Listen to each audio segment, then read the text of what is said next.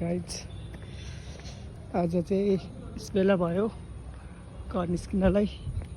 म चाहिँ यतिखेर नारायणी नमुना मावि भरतपुरबाट भर्खरै एससीको कापी चेक गरेर घर जानु निस्केँ।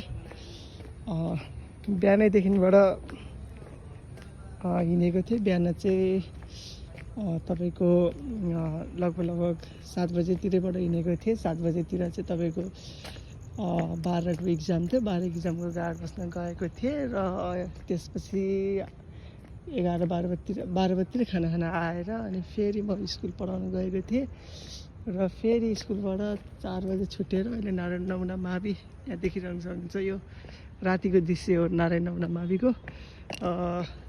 रातिको दृश्य भनेपछि कहाँ पुगेको थिएँ म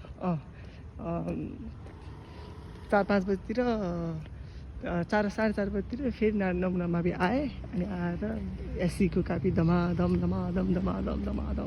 चेक गरेर यस बेला राति भयो। अहिले घर जाँदाखेरि घर अलिकति टाढा छ, 6 किलोमिटर 7 किलोमिटर छ। त्यस्तो बित्ति टाढा त होइन किलोमिटर हिसाबले, तर त्यहाँ घर जानुभन्दा बाटो बिचमा जङ्गल छ कि त्यो जङ्गलमा बाघले बारम्बार 4-5 चोटि भयो मलाई बाघले अलिकति डिस्टर्ब गरेको।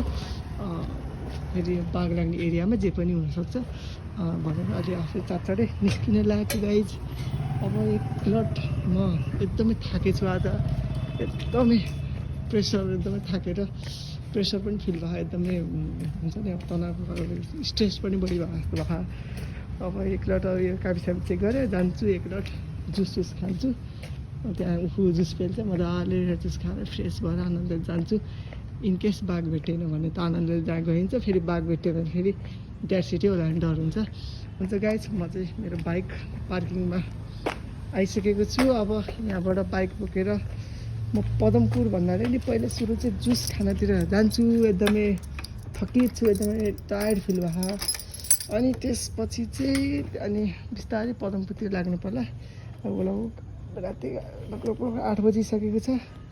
अब निस्किनुपर्छ हस् गाइस। यो चाहिँ आज मैले तपाईँहरूलाई सर्ट भिडियो हालेँ।